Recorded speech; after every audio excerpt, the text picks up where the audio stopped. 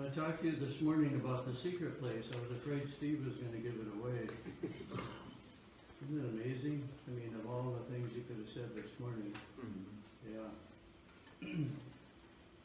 I want to talk to the guys here just for a minute, young and old. How many of you, when you were a boy, ever built a fort? Oh, some of the girls. Okay. Isn't that amazing? I mean, think about that. Most of us built a fort, you know. There's one I right there. built several of them because mine were not masterfully crafted. And so some of them fell apart, you know, before too long. I did build one in a tree, and that was, my parents said, no, you're not going up there. So I brought all the lumber that I put up there, I just pounded it off and brought it down, made it on the ground. But I loved having a fort. I loved the feeling of crawling in, you know, I mean, we're not talking a stand-up fort, crawling inside of that thing, you know, and just feeling so safe, so secure.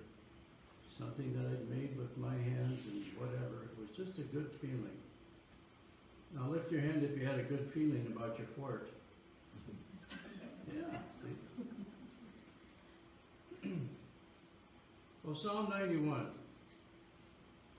Now, Psalm 91 is a psalm for all ages, but it's definitely a psalm for where we are right now.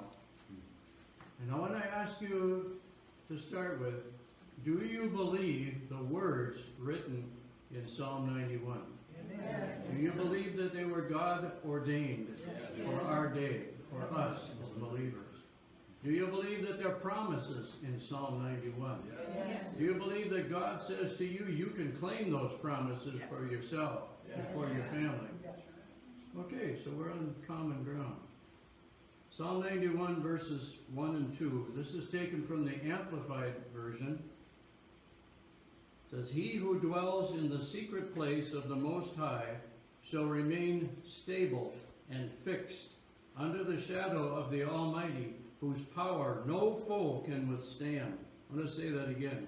Whose power no foe can withstand. No, I don't know. Are these the same words up here? Yes. Okay, good.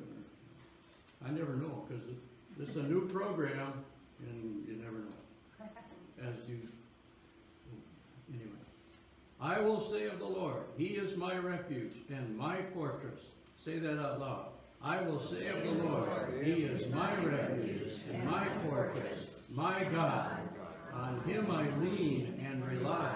In him I confidently trust. Praise the Lord. Wonderful promises. And these promises throughout this whole chapter are conditioned upon those two verses. What you say of yourself and of him.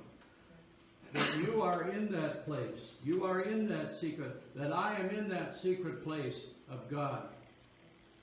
And we're going to talk about that. Verse 3 says, for then, does that say that? Yeah.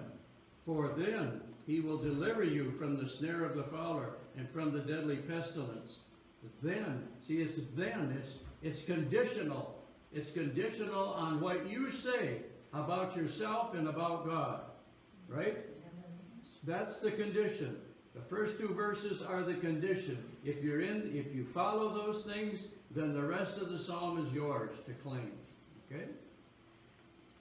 And you can keep reading in verses 4 and 6, that word then appears there also. So it's a conditional thing. Psalm 27, verses 4 and 5, again from the Amplified. One thing, say that with me. One thing. See, this is one thing above every other thing. This is the most important thing. One thing have I asked of the Lord, and that will I seek after, inquire for, and insistently require, that I may dwell in the house of the Lord, in his presence, all the days of my life, to behold and gaze upon the beauty, the sweet attractiveness, and delightful loveliness, I love that, of the Lord, and to meditate, consider, and inquire in his temple. For in the day of trouble, hang on to this, for in the day of trouble he will hide me in his shelter, in the secret place of his tent will he hide me. He will set me high upon a rock. Amen. I think every child loves a tent. How many of you mothers remember just taking a big sheet or a tablecloth and hanging it over the table, and your kid run in there underneath there and just giggled and laughed and thought that was just wonderful? Yeah. And we all stand there thinking, really? But see, when we were kids, we really liked it, you know, when Mom did that. Right, guys? Right. How many of you guys really liked that when you were a child? Yeah, John did. So did I. But there's something about that. It just, you know, it feels safe. It feels secure. How many of you have ever been in a big mansion, you know, where the rooms are just gigantic and the ceilings are up there 15 feet, you know, and it feels like a cavern? You don't feel secure there, do you? It feels something about that, like it's not safe. That's why I think these tiny houses are so attractive to people now. You know, people who've had a big house, they sell everything, they get rid of everything except the basic necessities of life, and they either build or buy one of these little tiny houses, and they move into it, and you can barely move past each other. And everybody says, how could you stand it on a submarine? They say, well, go in a tiny house, and you get an idea. You gotta climb up a ladder to get into bed, you gotta climb down the ladder to go to the bathroom, you know, there you go. Welcome to the submarine. I would not want a tiny house, personally. Just not my thing. I was okay on the submarine, but that was by the grace of God, not my choice. Okay. So let's go on to verse 6. And now shall my head be lifted up above my enemies. Round about me in his tent I will offer sacrifices, and shouting of joy I will sing. Yes, I will sing praises to the Lord. I grew up in a singing family. My mother and father had really good voices. My brother played the piano expertly, the organ expertly. Didn't matter how many keyboards were on the organ or how many foot things were down here, he could play that thing. And he would often play the piano at home, and we would sing. My sisters would sing reluctantly, but they could sing. And we would sing, and sometimes at Christmas time, we would go out to different places and sing Christmas carols. And I remember we went to this teacher, because she was a widow lady, and I was afraid of her. Just something about her that just scared me. And we knocked on the door, and she opened the door, and unfortunately she invited us in. And they had a piano. Everything was getting bad. So they said, my brother got on the piano. When my brother gets on the piano, he's on the piano for a long time. So he played every song in his repertoire. And we all sang along with him. And even this crabby lady began to sing. You know? And she began to smile. And she looked at me with that big smile and tears in her eyes. And I loved her. From then on, she was a good lady. And when we left that day, oh man, she was so thankful. Why? Because we sang and she experienced joy in singing the good old gospel songs.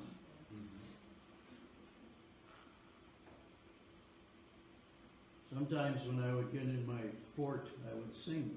And about the only songs I really knew were, you know, the little ditty songs, you know, the little songs that kids know. And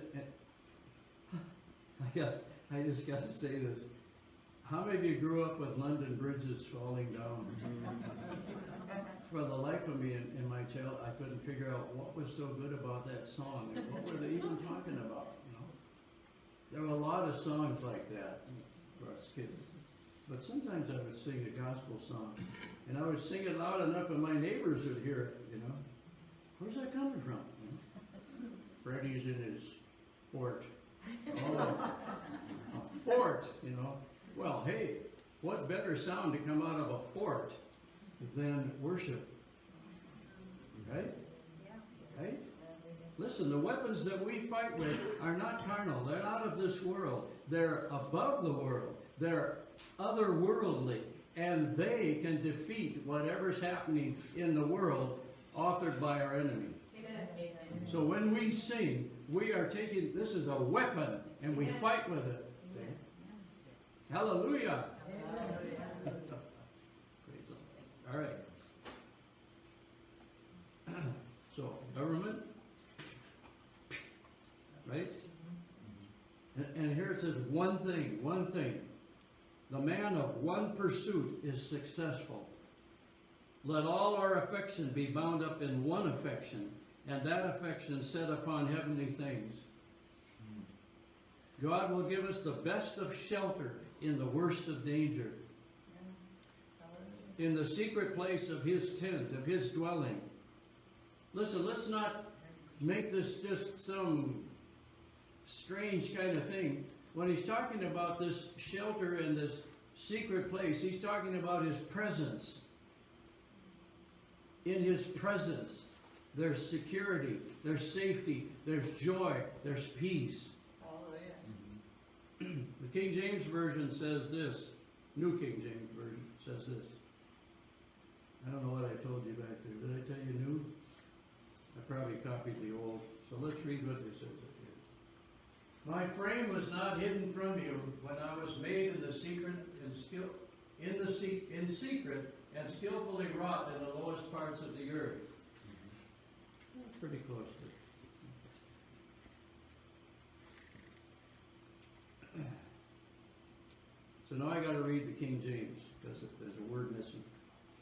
King James Version says, "For in the time of trouble he will hide me in his pavilion. In the secret place of tabernacle he will hide me." In his pavilion. That's a different word. Now, in days of old, when armies went out to war, they always carried with them something called a pavilion, the royal pavilion, where the top officer, the general, the leader of the army would dwell during the war. I wanted to be that general. Now it was erected in the center of the army, and all around it the mighty men kept guard at all hours. Think about this. See, in the secret place, in the dwelling, in the presence of God, there are angels all around guarding you. That's why when you read Psalm 91, you can claim it for yourself. For his angels will be put in charge of you. Right? To hold you up, so that you will not strike your foot against this. You think, oh, I don't, listen, hey, if you wore sandals all the time, you would know to avoid rocks. All right? Several years ago, we had an ice storm, and I was walking back from my outside to my garage, and my feet just went out from under me like that, right out from the side like that. And there's a rock sticking up with a sharp edge on it in my yard, and that's where my shoulder hit. And I still struggle with some of that years later. So I understand what he's talking about with this rock thing. It's not pleasant. I couldn't get up. I finally got it rolled over and got myself up, and my arm was just hanging limp. There was nothing. I couldn't do anything with it. And the pain was excruciating.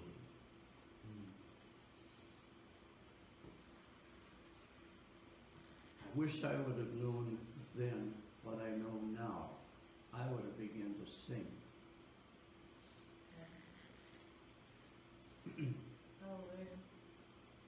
Singing is the most natural mode of expressing thankfulness, and we're supposed to give thanks to the Lord always.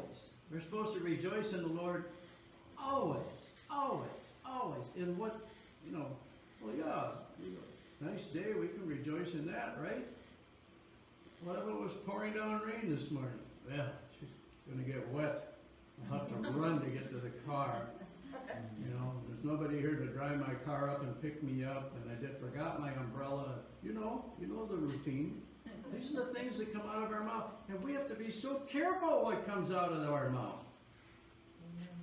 Most of the time, you can't go wrong in singing a hymn, right?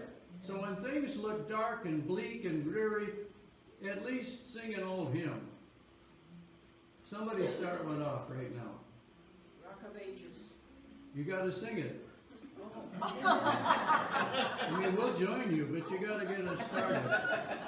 Somebody get us started. I don't know the song very well. Clap for me, left behind myself in thee. Good song. Let the water and the blood from my wounded side which flows be I'll sing the double cure. Sing from mine and make me pure. Thank you, Arlen. She knows them all. I mean, she doesn't need a hymn index. You know, she knows exactly what they are. If I can't remember a song, how it goes, I know the words, I can get the words, but I can't remember how it goes. Guess where I go? She gets it.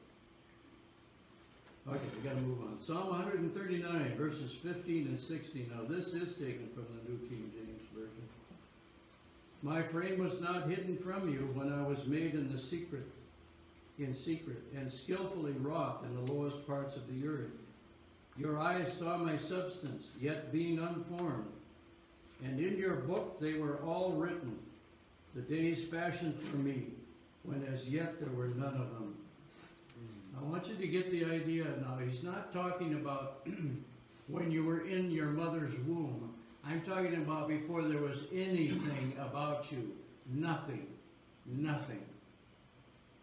The world will tell us that in your mother's womb you were just a blob or just a bunch of what? No. But we're not talking about that. This is before that. Way before that. In the foundations of the earth, when things were first laid out. That's when he formed you. What? Yeah, he had it all in his mind. He knew exactly what he was doing with you before you ever existed, before anybody ever saw you, before anything was put together in the natural, you were there. Hallelujah. And everything was written down in his book. I like to think of God as a master sketch artist. How many of you ever gone to a sketch artist and had him, sketch a portrait of you? Some of them are really good. They're really good. And sometimes they can just look at you for a few minutes and then you could walk away and they could sketch you really well. Yeah. I can do a stick, man. My dad was really good with a pencil. He could really, I didn't inherit that. So that's okay. The Lord fashioned us when there was no eye to behold us, and the veil was not lifted till every member was complete. In other words, he put you together, and then he lifted the veil so that everyone could see you. This is what God made. Look at here.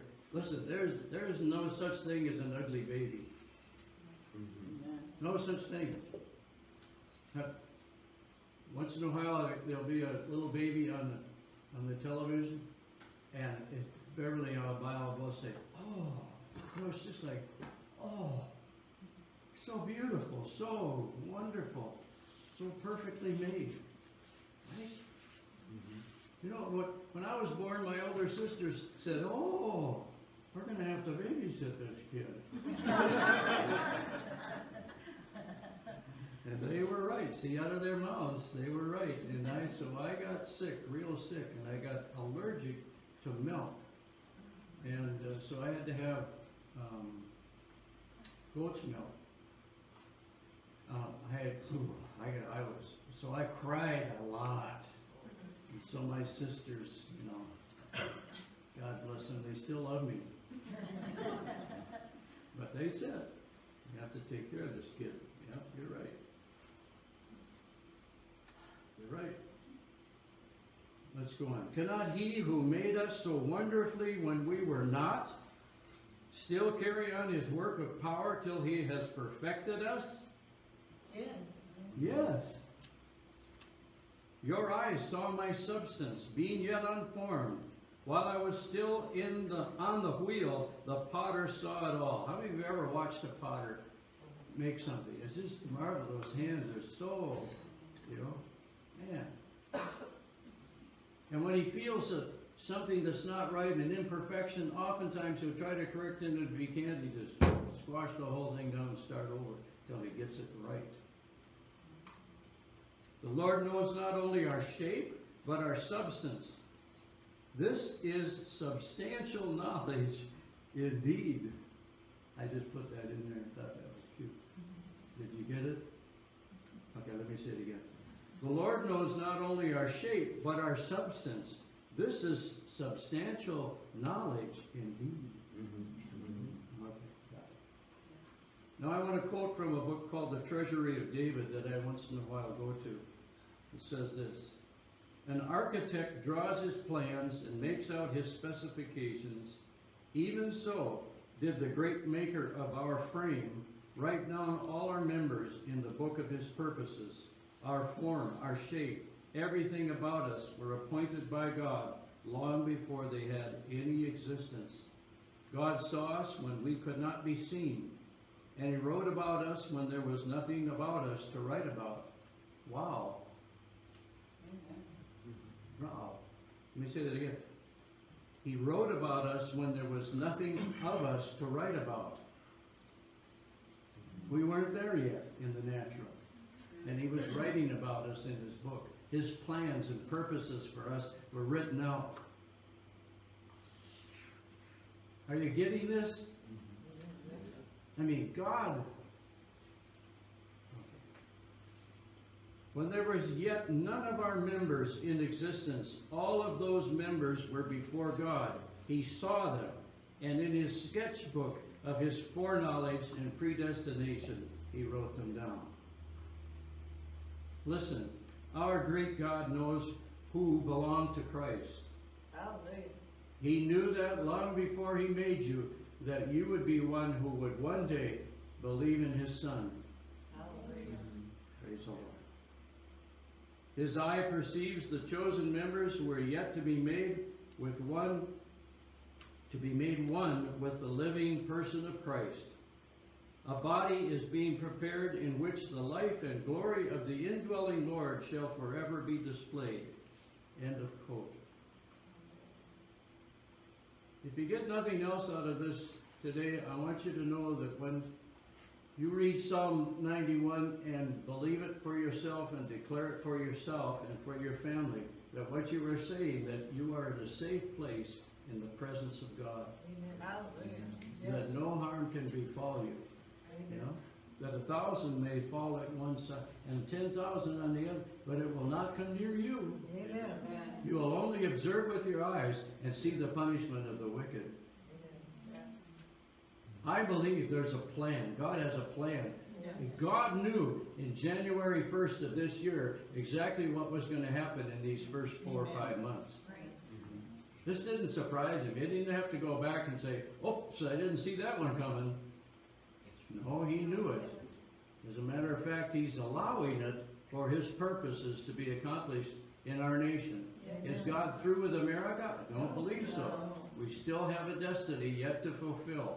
And so, knowing that, I know that God will be victorious in all this violence and all this upheaval and all these things and all these people who are trying to change everything about our country and all these Marxists who have risen up and all the socialists and all, you put a name on it, all these people, God has a plan. God loves them.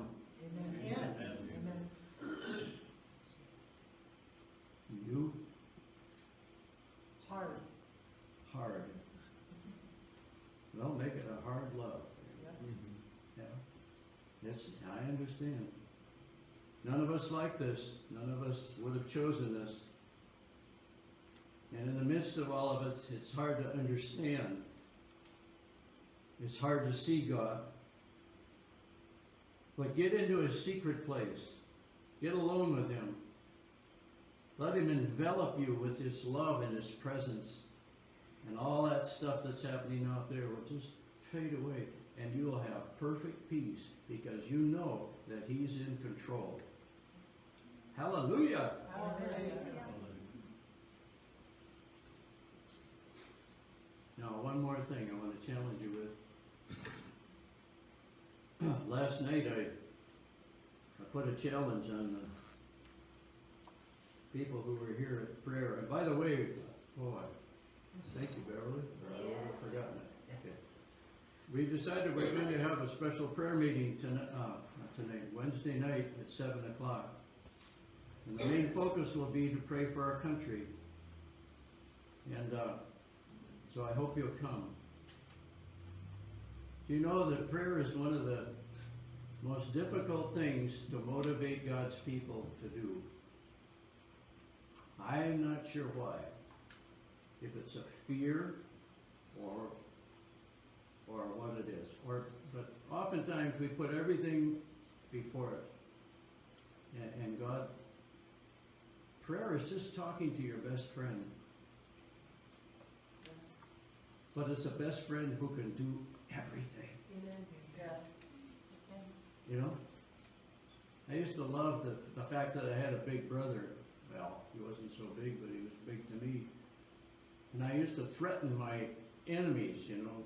Wow, the big brother gonna come and get you. If you knew my big brother, you'd say, that was a good one, Fred. Anyway, that more than a big brother, and yet he is our big brother. But he's more than a physical big brother. Amen. He's Almighty God, Hallelujah. and nothing's too hard for him. So when you get in that place where you're just chafing under all this stuff and it's just building up, and you just watch some uplifting news program and, you know, all these things, you know, just take a pause and say, Beverly and I started to do this. Thanks to her. She came up with this. God put this in her idea, in her head. That when we see something on the news, you know, and they usually give little segments of something, and then they go on to the next thing, and when they finish with a segment of something, she'll say, hit the pause button, and I'll hit the pause button, and we'll pray about what we just heard. And talk to God about these things. And ask Him to turn these things around for good. Try that. Start doing that. If you're watching a news program, if you got a pause button, if you don't have a pause button, just write a note down or something, and when it's over, you can remember to do that. You see, God wants us to talk. He wants us to talk to Him. He wants us to talk into the air. Into the air. That's called making a declaration or a proclamation about something about God, or something about our family, or something about that we've been asking Him for and believing Him for and trusting Him for and talking to Him.